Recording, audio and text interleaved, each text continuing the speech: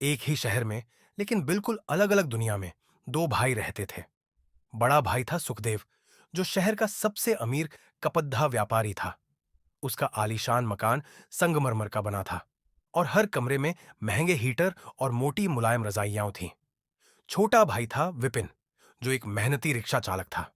उसका घर एक छोटा सा टूटा फूटा कमरा था, जिसकी दीवारों में हवा के घुसने के लिए छेद थे। सर्दियों में विपिन और उसकी पत्नी के पास सिर्फ एक पतला कंबल और टूटी हुई अंगीठी थी, जिसे जलाना भी मुश्किल था। दिसंबर का महीना शुरू हो चुका था। इस साल की सर्दी असहनीय थी। एक शाम, जब जमीन भी बर्फ जैसी ठंडी लग रही थी, विपिन को बहुत कम कमाई हुई। वह निराश होकर अपने भाई सुखदेव के महल नुमा घर के सामने से गुजर रहा था। सुखदेव के घर की खिड़कियों से गर्म सुनहरी रोशनी बाहर झांक रही थी और अंदर से हंसी मजाक की आवाजें आ रही थीं। विपिन को अपने भाई से मिलने की हिम्मत नहीं हुई, पर ठंड इतनी थी कि उसने सोचा कि शायद सुखदेव उसे रात गुजारने के लिए अपने गर्म गैरेज में ही जगह दे दे। वह डरते डरते दरवाजे पर पहुंचा और दस्तक दी। सुखदेव ने दरवाजा खोला। उसने महंगा मोटा रेशमी चोगा, रॉब, पहना हुआ था।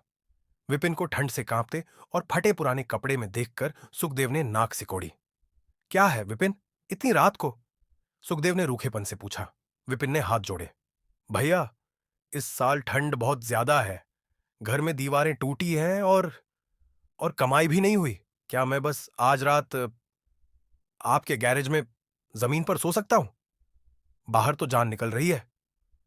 सुखदेव ने अहंकार से अपने हाथों में पहनी सोने की अंगूठी को सहलाया। तुम्हारी किस्मत विपिन, तुमने गरीब रहना चुना। मेरे घर में गरीबी की हवा भी नहीं आनी चाहिए। ये महंगे कालीन खराब हो जाएंगे। जाओ। और हां, अगर तुम्हें गर्म होना है तो मेहनत करो, काम करो, पैसे कमाओ, तब आराम करो। सुखदेव ने दरवाजा जोर से बंद कर दिया। विपिन का दिल टूट गया। वह ठंड और अपमान दोनों से ठिठुरता हुआ अपने छोटे से घर की तरफ चल दिया।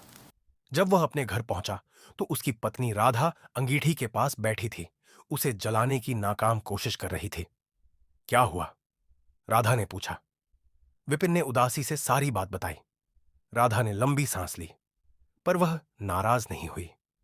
वह बोली, कोई बात नहीं स्वामी, भगवान हमारे साथ है। हम अमीर नहीं, पर हम मिलकर इस ठंड का मुकाबला करेंगे।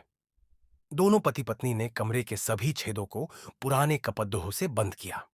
फिर उन्होंने अपनी टूटी हुई अंगीठी को खूब फूंका और उसमें कुछ पुराने अखबार और लकड़ी के टुकड़े जलाए।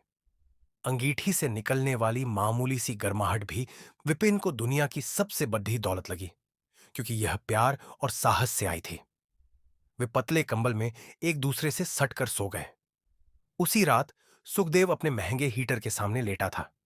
उसके पास हर तरह की सहूलियत थी, पर उसे नींद नहीं आ रही थी। उसे अपने भाई को भगा देने का गिल्ट, अपराध बोध महसूस हो रहा था। हर बार जब उसने आंखें बंद की तो उसे विपिन का ठंड से कांपता चेहरा दिखाई दिया। उसके चारों तरफ की महंगी गर्माहट उसे झूठी और खाली लग रही थी। उसे महसूस हुआ कि उसके पास सब कुछ है, सिवाय शांति और गर्म दिल के। सुखदेव ने करवट ली। वह उठा, अपनी सबसे मोटी शॉल उठाई और फैसला किया। अगली सुबह बर्फ तेज हो रही थी। सुखदेव अपने महंगे कपड़ों में पहली बार विपिन के छोटे से घर के दरवाजे पर दस्तक दे रहा था। वह शर्मिंदा था।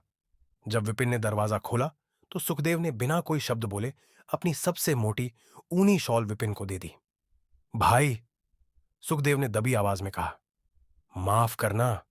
रात को मैंने तुम्हें वो गर्माहट नहीं दी जो मैं दे सकता था। असली आग हीटर में नहीं जलती, दिल में जलती है, और मैंने अपनी आग बुझा ली थी। विपिन की आंखें भर आईं। उसने शॉल नहीं ली, बल्कि अपने भाई को गले लगा लिया। कोई बात नहीं भैया, विपिन ने कहा। आप देर से आए, पर दूर से नहीं आए। उस दिन विपिन को ऊनी शॉल मिली, जिसने उसके शरीर को गर्माहट दी। लेकिन सुखदेव को वो गर्माहट मिली जो पैसे से नहीं खरीदी जा सकती, प्यार और दया की गर्माहट। और इस सर्दी दोनों भाइयों के घर में, हालांकि एक में बिजली का हीटर था और दूसरे में अंगीठी की राख, लेकिन असली गर्माहट दोनों के दिलों में थी। क्या आप यह जानना चाहेंगे कि दोनों भाइयों की दोस्ती इस सर्दी में कैसे और मजबूत हुई? अगर तुम्हें इसका पार्ट 2 चाहिए तो पार्ट 2 के लिए कमेंट जरूर करें।